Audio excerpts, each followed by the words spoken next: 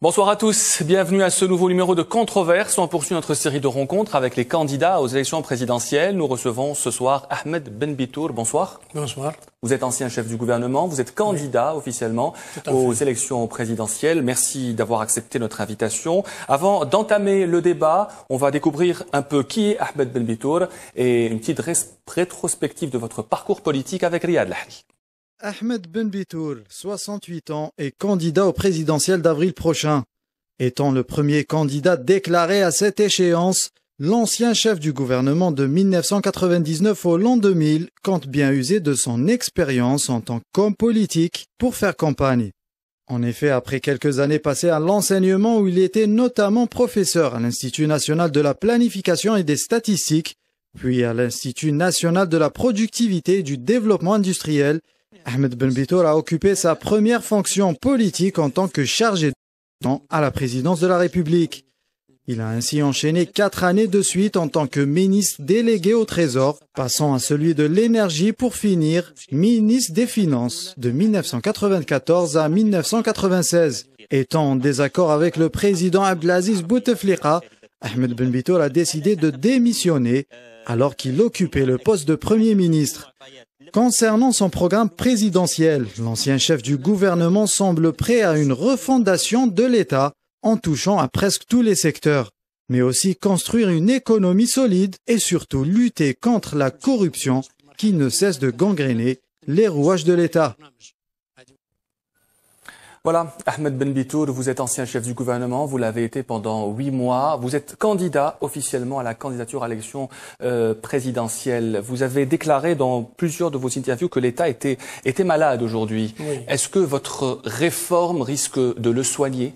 Ben oui, si je vais pour ça, c'est pour le soigner. En fait, quand on parle de l'État algérien, j'ai dit dès 2001 que l'État algérien allait connaître la défaillance entre 2001 et 2010 et la déliquescence entre 2011 et 2020. Si je vois la défaillance, il y a 5 critères qui sont déjà totalement remplis. Le premier, c'est l'état de droit. Le deuxième, c'est ce qu'on appelle la capacité régalienne de l'administration, c'est-à-dire la capacité de l'administration à faire respecter les lois et à protéger les biens et les personnes.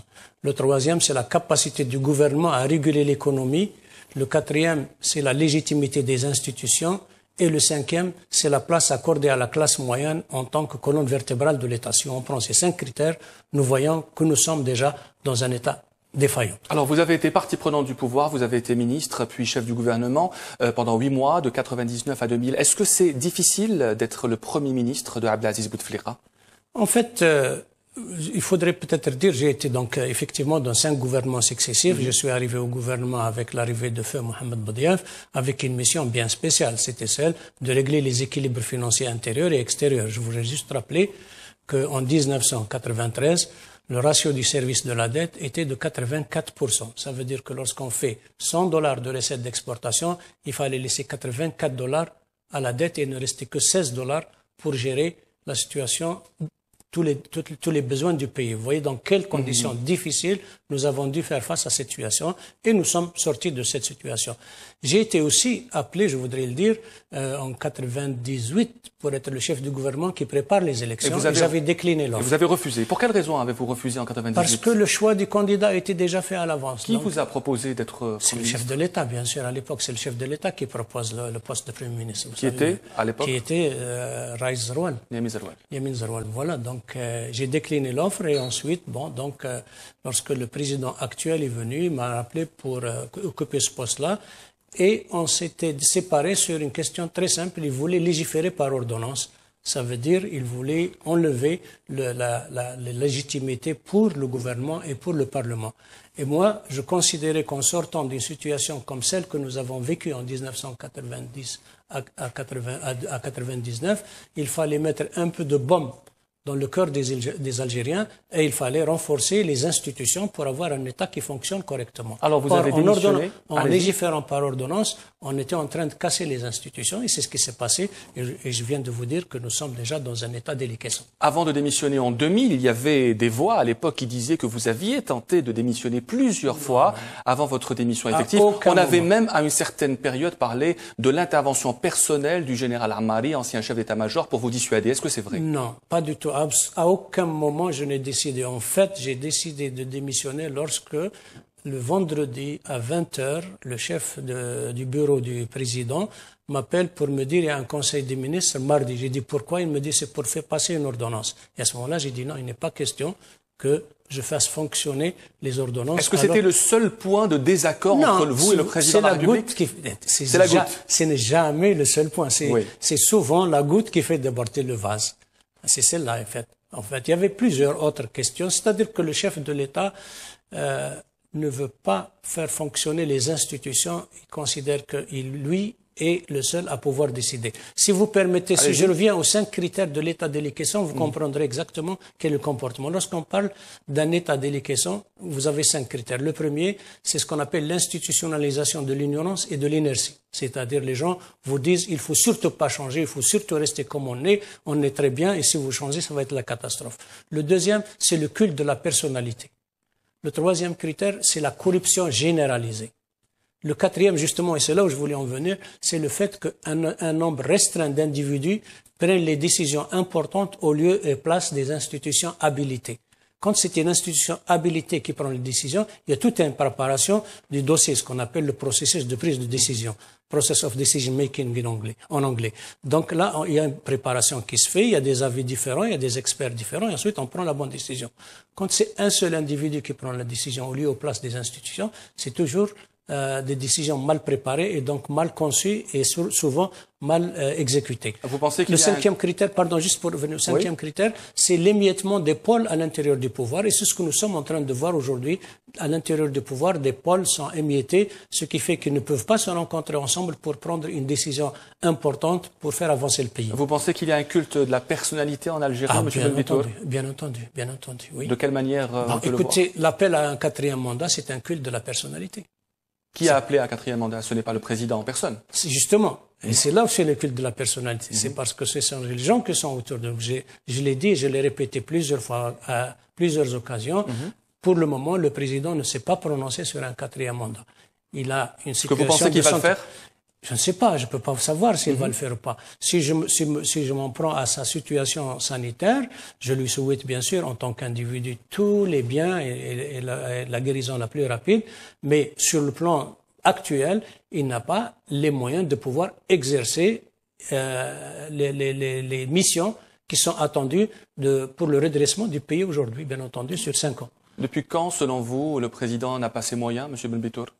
Non, ça, moi, je ne sais pas. Il faut poser sa question aux médecins. Moi, je vous dis au jour d'aujourd'hui, je parle d'au jour d'aujourd'hui, compte tenu de toutes les informations qui sont et compte tenu des images que nous avons pu voir de son comportement, nous voyons. Si le président était en bonne santé, M. Benbitour, est-ce qu'il pourrait concourir pour un 4e mandat? Non.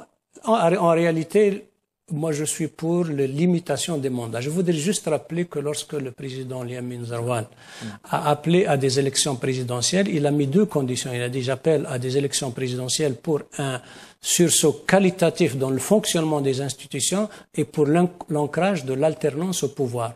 Or, justement, les gens qui sont venus dans le cadre de ça, et normalement qui devaient être en obligation de respecter les raisons qui les ont amenés, c'est-à-dire le renforcement des institutions et l'ancrage de l'alternance au pouvoir, ce sont celles-là même les personnes qui sont en train de battre en brèche justement l'alternance, puisqu'on a révisé la Constitution pour aller à plusieurs mandats au lieu de la limiter à 2 mandats. Alors, donc moi je le répète, je suis pour la limitation des mandats à 2, c'est déjà largement suffisant.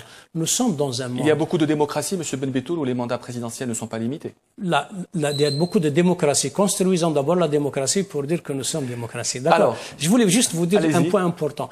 Au jour d'aujourd'hui, le capital scientifique mondial double en moins de 7 ans. Ça veut dire que tout ce que l'humanité a accumulé comme savoir scientifique depuis l'existence de l'être humain jusqu'à 2010, elle va l'accumuler entre 2010 et 2016. Et vous voulez qu'un chef d'État reste plus de 10 ans? sera largement dépassé déjà. Entre le moment où il est entré ou le moment où il va sortir, le capital scientifique aura plus que doublé. Monsieur Benbitour, avant de parler de votre programme politique et économique, j'aimerais vous poser une question que vous attendez certainement concernant les événements de la ville de Gardaïa. Vous êtes originaire de la région. Avant de vous poser la question sur ce qui se passe, beaucoup de gens se posent une question, c'est celle de votre silence. Pourquoi ne pas avoir parlé, ne pas être intervenu pour parler de la situation sur place, alors que vous connaissez bien la région? J'ai parlé, j'ai pas parlé publiquement comme ça, mais j'ai parlé à l'occasion, j'ai parlé à l'occasion même de programmes télévisés et autres, aux opportunités. L'émission s'est aggravée depuis. En fait, la situation est tellement difficile qu'elle dépasse le fait que ce soit des personnes qui puissent intervenir pour calmer le jeu. C'est vrai que la situation a fonctionné comme ça pendant longtemps. Il y avait l'AIN, comme on les appelle, et donc chaque fois qu'il y avait un éclatement de la situation, l'AIN se retrouvait et donc trouvait des solutions. Aujourd'hui, lorsque vous arrivez à ce que des maisons soient brûlées, à ce que des personnes soient tuées, ça dépasse toute possibilité. La faute à qui, selon vous? Pardon? La faute à qui? Qui est responsable de ce déchaînement? Je viens justement. Il y a justement une accumulation de problèmes. D'abord, ce que j'ai appelé la défaillance de l'État qui n'est plus capable de protéger les biens et les personnes. Ça en est une manifestation. Ensuite, des problèmes des problèmes d'ordre culturel, des problèmes d'ordre d'urbanisation. Parce que la ville de Gardaïa, la vallée du Mzab, qui était peut-être là pour supporter 10 000 habitants, elle en supporte plus de 100 000. Donc il y a tous ces problèmes-là, le chômage, tout ça. Et en fait, il y a un problème beaucoup plus sérieux, c'est celui de l'éveil politique mondial. La jeunesse, à travers le monde entier aujourd'hui, et vous le savez puisque vous travaillez beaucoup sur la toile, est en train de réclamer un peu plus de dignité personnelle, un peu plus d'opportunités sociales, ça veut dire de travail, de soins, d'école, etc. Mais il y a quand même un peu plus justement de respect culturel. Mais il y a quand même une particularité à Gardaïa. Oui, justement. Encore une fois, la particularité a été là depuis longtemps. Maintenant, aujourd'hui, elle est dépassée par tous ces événements qui sont en train. N'oubliez pas, nous sommes dans un village global. Et donc, c'est pour ça que je dis, au jour d'aujourd'hui, on a besoin d'un diagnostic très sérieux, un diagnostic scientifique pour savoir quelles sont les raisons qui ont amené à cette situation. Ensuite, proposer les solutions et ensuite les mettre en œuvre. Et ça, c'est normalement du rôle de l'État. Si l'État n'est pas aujourd'hui en mesure de le faire et s'il a besoin de notre savoir, moi et d'autres personnes de la région et d'autres personnes du pays, nous sommes prêts à le faire. Est-ce que vous pensez que la communauté mozabite est victime de discrimination? Non, pas spécialement. Mais est-ce qu'elle l'est? Non, moi je vous dis non. Je ne vois pas en quoi elle est victime de discrimination. Je ne crois pas. Parce que, attention, il y a une différence entre être une minorité au niveau national et une minorité au niveau local. Qui était présent sur ce même plateau il y a de cela 5 semaines, disait que la communauté mozabite était victime de discrimination de la part de la communauté arabe avec la complicité de la police. Êtes-vous d'accord avec lui? Non, ça c'est le type de comportement raciste de certaines personnes. Dire ça, c'est raciste? Absolument. Et si c'était vrai? Absolument, parce que là vous êtes en train de diviser entre les communautés et dire qu'il y a une communauté qui est ceci, une communauté qui est là. Notre travail aujourd'hui, au contraire, c'est amener, je vous l'ai dit, en sortant de la décennie 90, il fallait amener un peu plus de bombes dans le cœur des gens. Dans cette région, de façon particulière, aujourd'hui, il faut amener du baume dans le cœur des gens. Alors, quelle serait la solution, selon vous, pour régler le problème? Encore une fois, la solution, je le dis, je le répète, j'ai dit, il faut faire un diagnostic très sérieux, scientifique, basé sur des éléments scientifiques, ne pas s'en tenir à ce que dit X, Y ou Z. Mais concrètement, c'est ça. Concrètement, c'est l'État, où il est capable, où il donne un ordre de mission à des gens qui sont capables, qui viennent de faire une analyse de la situation culturelle, la situation économique, la situation sociologique, la situation urbanistique, etc. Tous ces problèmes qui ont fait qu'il y a cette explosion. Une fois qu'on a fait le diagnostic sérieux, on peut dégager les solutions convenables et à ce moment-là, on va les mettre en œuvre avec les moyens, bien sûr, financiers et avec l'autorité nécessaire. Et comment jugez-vous les propositions du gouvernement et le déplacement du Premier ministre sur place? Bon, moi, je n'ai pas à les juger. Je vois que le résultat n'est pas là encore. Est-ce que l'action est positive? Je ne sais pas. Ou tardive? Bon, l'action est tardive, c'est certain. Chaque fois que vous intervenez après que les choses ont explosé, c'est que vous êtes intervenu tardivement. Vous n'avez pas anticipé. Mais là, je ne peux pas apporter de jugement sur ce qui est proposé tant que la situation n'est pas revenue au calme. Mais pas un calme conjoncturel, un calme périn et structurel. Alors, on va parler maintenant de votre programme électoral, Monsieur Ahmed Benbitour. Merci. Il était temps d'y arriver. Il était temps. Ça vous gêne de parler de Gardaïa? Non, pas du tout. Pas du tout. Pas du tout. Non, parce qu'on a parlé bien d'autres choses avant. Oui, on va parler du programme politique aujourd'hui. On va commencer par la réforme de la Constitution. Si vous êtes élu président de la République, est-ce que vous réformerez la Constitution? Quels seront les axes principaux de réforme? Alors, il y a une chose qu'il faut bien comprendre. Moi, je suis contre la révision de la Constitution comme un costume sur mesure pour le chef de l'État en exercice. Vous parlez de M. Bouteflika ou de tous ceux qui l'ont précédé? De tous ceux qui l'ont précédé, de tous ceux qui l'ont précédé. Donc, moi, la première des choses à faire, la première révision à faire, c'est de revenir à la révision, à la Constitution élue par le peuple en 96 avec l'amendement de 2002 pour mettre la langue tamazight comme langue nationale. Et donc, ancrer les deux mandats seulement, et l'ancrage donc de l'alternance au pouvoir. Maintenant, il faut faire tout un travail pour faire participer la population à un projet de société. La Constitution doit être la mise en place d'un projet de société. Et donc, il ne faut pas que ce soit le chef de l'État qui dicte le projet de société. Il faut que ce soit un débat même s'il est élu, même s'il est élu démocratiquement? Même s'il est élu démocratiquement. Il est élu démocratiquement à 51%. Oui. D'accord? 49% ne l'ont pas élu. Donc, et justement, mais ça reste la majorité. Non, alors justement, c'est là où il faut bien regarder. Absolu. Il faut bien regarder. La majorité, c'est une chose. Le consensus, c'est un autre. Lorsque vous allez vers des choix de société importantes, il faut d'abord un point important. Vous êtes élu par un groupe qui vous a amené au pouvoir, mais une fois que vous êtes président de tous les Algériens. Ceux qui ont voté pour vous et ceux qui n'ont pas voté pour vous. C'est tout à fait normal, naturel. C'est votre responsabilité. Lorsque vous voulez construire une société, il faut faire participer toutes les parties de la société. On est en train de parler de minorités, justement. Il faut que les minorités aient la possibilité et le temps d'intervenir, etc. Et ça demande du temps et ça demande du travail. Et dans notre programme politique, si vous voulez, si on rentre dans ce détail-là, je vais expliquer parce que, comme vous l'avez dit, il y a une partie construction des institutions, une partie construction de la citoyenneté. Quand je viendrai dans la construction de la citoyenneté, j'expliquerai justement quel est le contenu. En parlant d'institutions, M. Benbitoul, quel serait, selon vous, le régime adéquat pour l'Algérie? Présidentiel, parlementaire, semi-présidentiel? Laissez-moi présenter le programme et il y aura les réponses à ces questions. Allez-y, brièvement, si vous pouvez. Brièvement, oui. Bien sûr. D'abord, nous sommes arrivés peut-être qu'il faut revenir un peu aux événements de 2011, en Algérie, en Tunisie et en Égypte.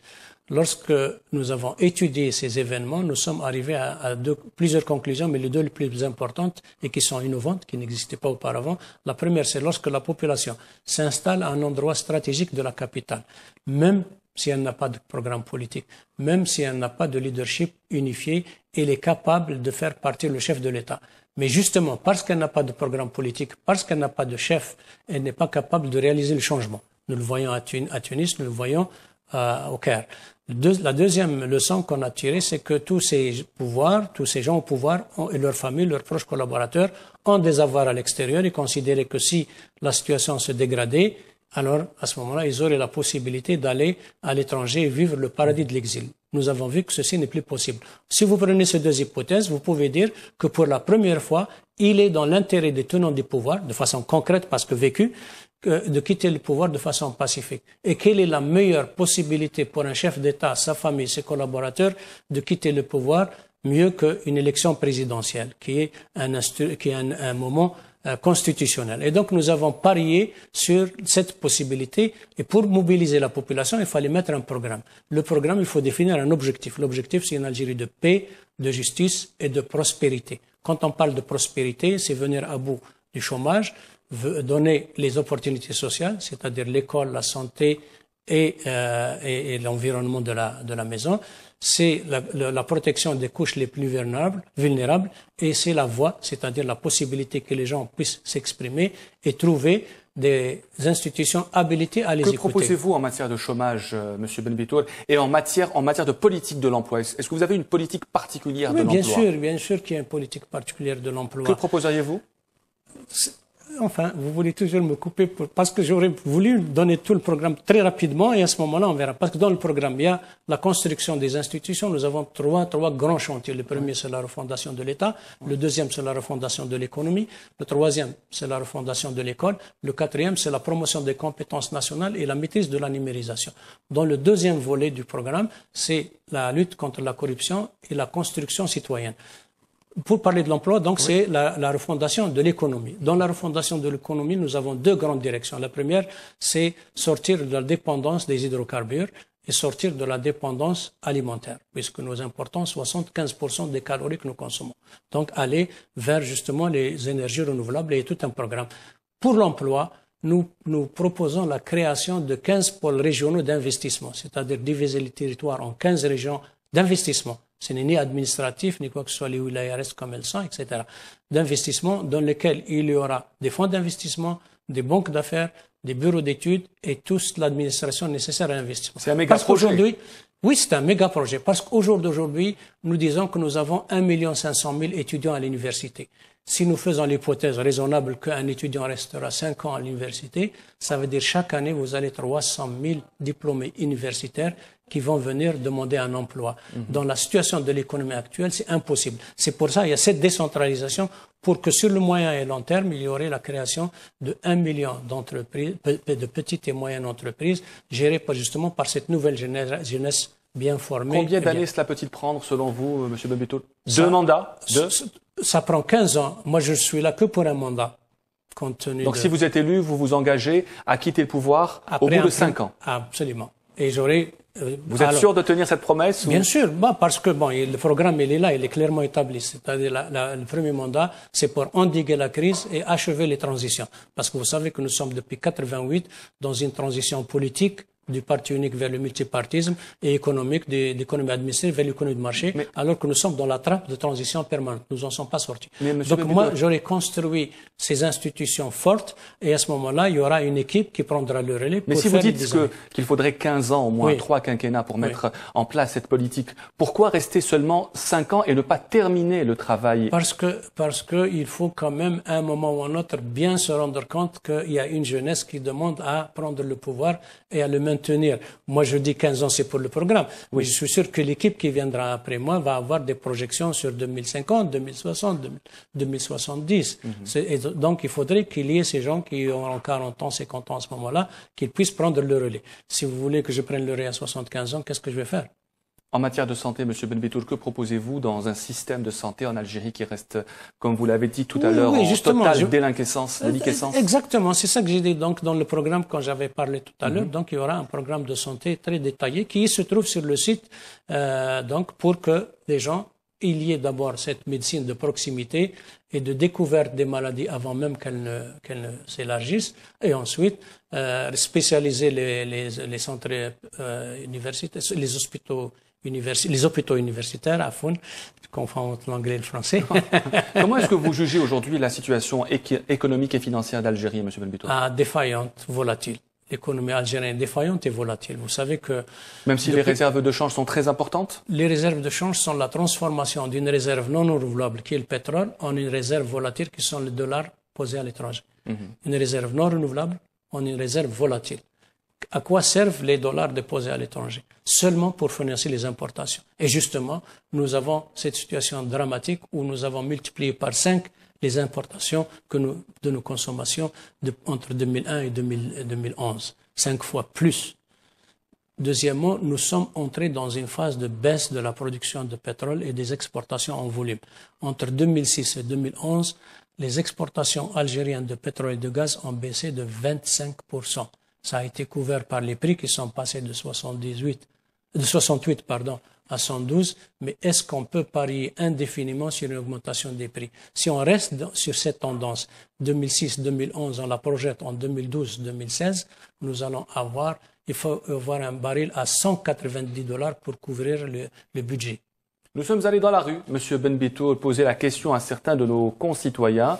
Que pensent-ils de vous? Et déjà pour certains, vous connaissent-ils? Voici ce micro-trottoir préparé par Naïla et Hamouda. Monsieur, connaissez-vous Ahmed Benbitoul?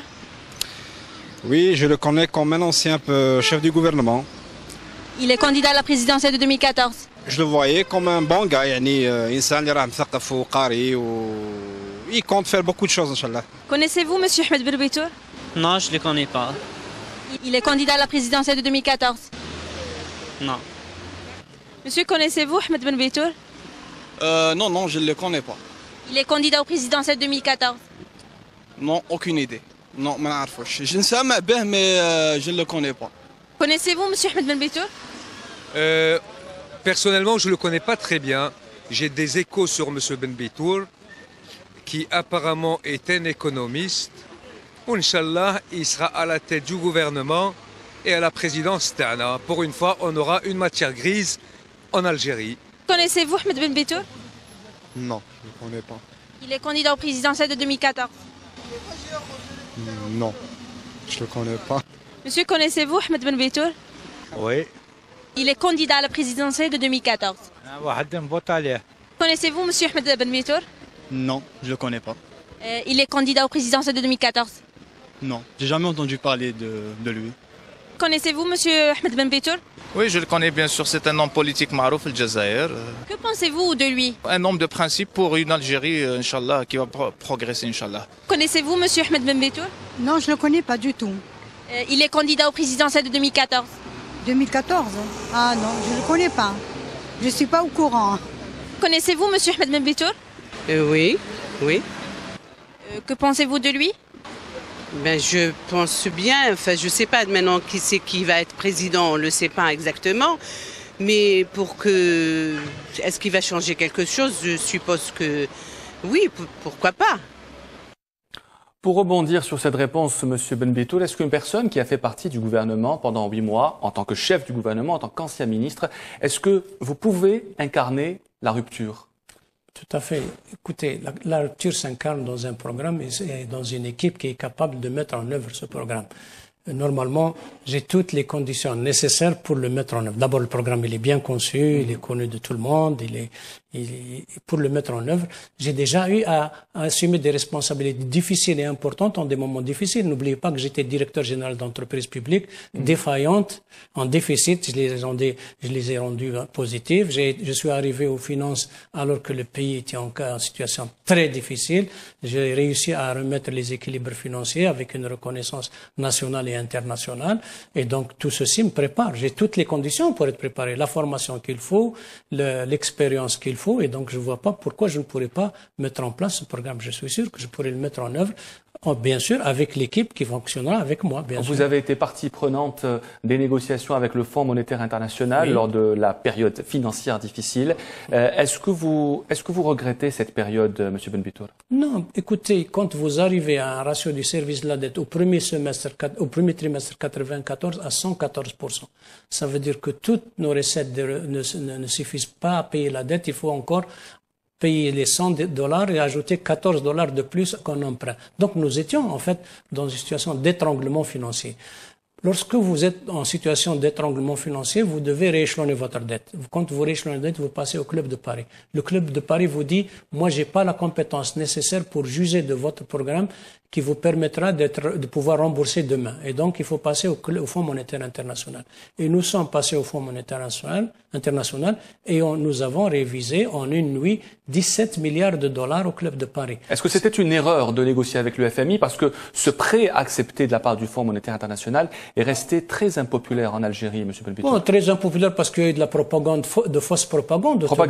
La fausse propagande autour du programme. Est-ce que le FMI a sauvé l'économie algérienne à cette époque? Je ne peux pas dire que qui que ce soit a sauvé l'économie. L'économie algérienne a été sauvée par les Algériens, les responsables algériens qui ont assumé leurs responsabilités en ce moment. Mais nous étions dans un étranglement total financier. Je vous ai dit que toutes les recettes ne pouvaient même pas couvrir le remboursement de la dette. Comment on va faire fonctionner? Donc, il fallait rééchelonner la dette. Or, quand vous rééchelonnez la dette, c'est le Club de Paris qui vous envoie au Fonds monétaire et non l'inverse. Et dans le Fonds monétaire, je le dis et je le répète aujourd'hui, il n'y a pas eu une seule condition pour fermer les entreprises ou pour faire sortir les travailleurs. Ils vous disent, vous avez un déficit budgétaire de moins 9%, ramenez-le à moins 3%.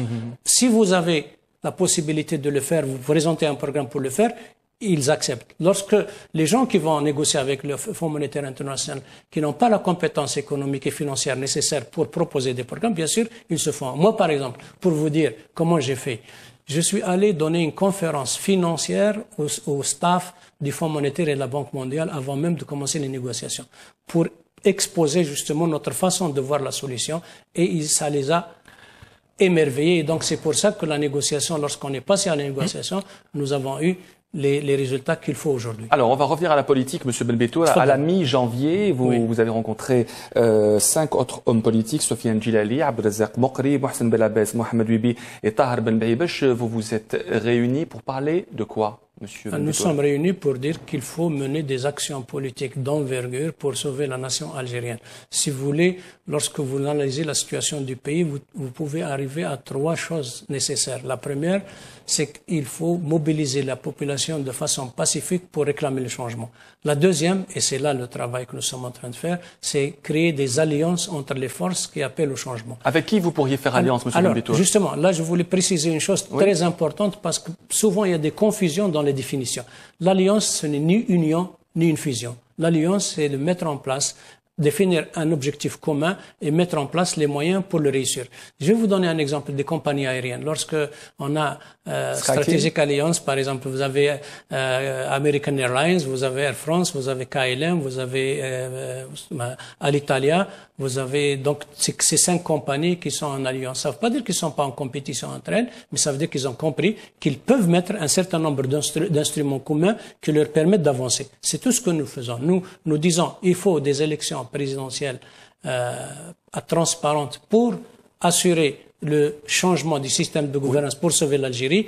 Essayons de nous mobiliser autour de cette question-là, indépendamment de nos orientations politiques. En tant que candidat, est-ce que vous avez des assurances sur la transparence du scrutin du 17 avril? Non. Au contraire, si vous voulez, si je regarde dans les faits aujourd'hui, tout indique qu'elles ne seront pas transparentes. Pour quelle raison? Parce que bon, vous avez déjà la formation d'un gouvernement, enfin le changement à l'intérieur du gouvernement de personnes qui sont directement liées aux candidats du pouvoir. Vous avez toute cette campagne qui est menée sur les réalisations des pouvoirs. Vous avez un certain nombre de décisions maladroites. Par exemple, on n'a pas distribué de logements en 2012 et 2013 et maintenant on est en train d'ouvrir la porte grandement pour dire aux gens venez, il y a du logement. Tout ceci indique que nous sommes en train d'aller vers une élection fermée. Ceci dit, tant que le 4e mandat n'est pas déclaré, nous sommes prêts à faire face à la situation. Vous pensez que si M. Bouteflika est candidat, il sera automatiquement réélu et qu'il y aura un 4e mandat? Oui, définitivement, bien sûr. Est-ce qu'il y a des possibilités? Allez-y. Parce que à ce moment-là, la fraude sera dans la candidature. Encore une fois, je le répète, et encore une fois, avec tout le respect que je dois à sa mission, il n'a pas les conditions de candidature pour un mandat de 5 ans. Est-ce qu'il y a une possibilité que vous retiriez votre candidature, M. Benbitour? Ah oui, bien sûr. Qu'est-ce qui pourrait faire que vous décidiez de retirer votre candidature? Ce qu'il pourrait faire, c'est lorsqu'on aura les démonstrations claires de la falsification des résultats. Nous avons appelé, si vous voulez, en tant que groupe, justement, on a appelé 4 choses. Une commission indépendante pour gérer les élections, non à un 4e mandat, non à la révision de la Constitution et non à la falsification des résultats. Nous n'avons pas la révision de la Constitution, c'est bon.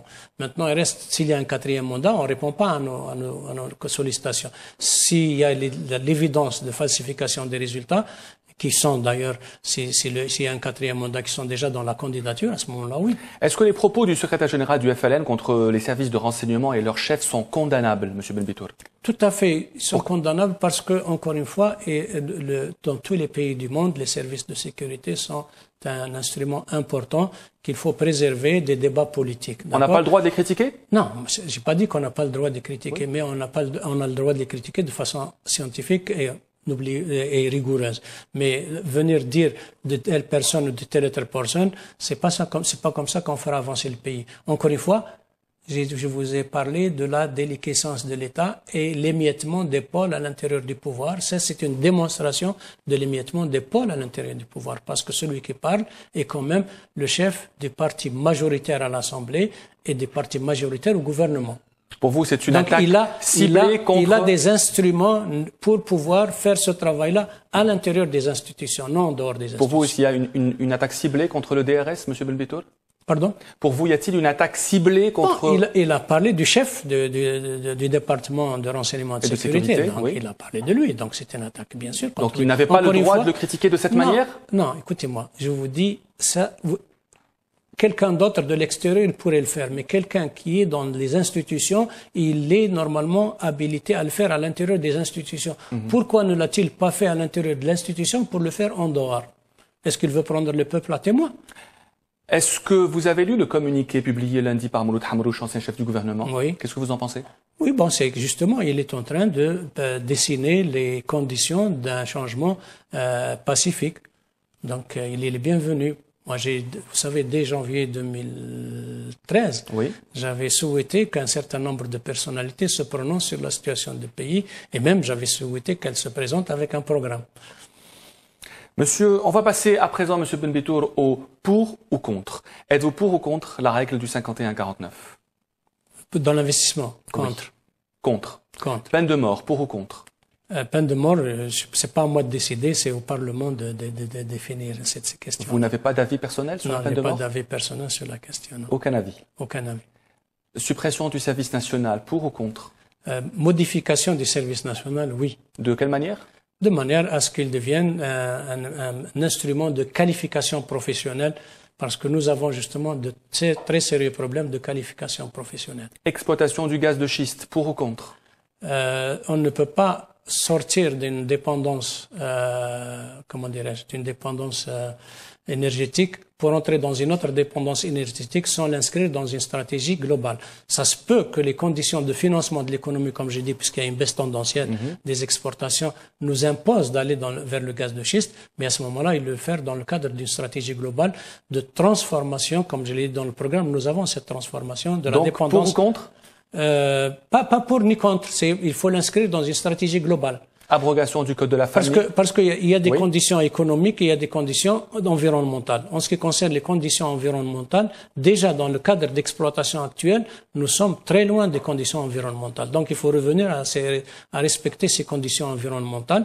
Maintenant, s'il n'y a pas d'autres ressources de financement de l'économie, vous serez bien obligé d'y aller sur une période très courte pour permettre à l'économie de se redresser. Si je suis au pouvoir en 2014, j'ai dans le programme 2014-2019 la refondation de l'économie qui nous permettrait de ne pas avoir besoin d'aller au gaz de schiste. Si on continue dans cette situation, on va y aller malheureusement avec une situation catastrophique parce que il faut bien comprendre que lorsqu'on rentre dans le gaz de schiste, nous sortons de la rente et nous entrons au mieux dans l'autosuffisance. Parce que le gaz de schiste sera exploité à travers le monde entier. Nous n'avons ni la technologie, ni les conditions de maîtrise. Lorsque ces technologies, ces conditions de maîtrise arriveraient en Algérie, ça veut dire qu'ils sont passés partout et le gaz de schiste se trouve partout. Un pays comme la France, aujourd'hui, si demain il exploite le gaz de schiste, il a pour un siècle de demande nationale. Abrogation du code de la famille, pour ou contre ?